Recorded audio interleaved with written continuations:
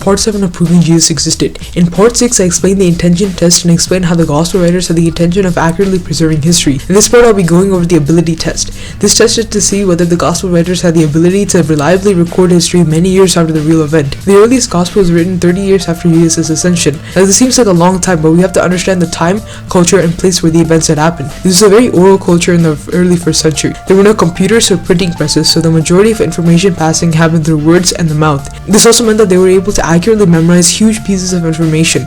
For example, from a young age, kids were taught to memorize the entire Torah. But some skeptics may use the telephone game as an analogy to share how this couldn't work.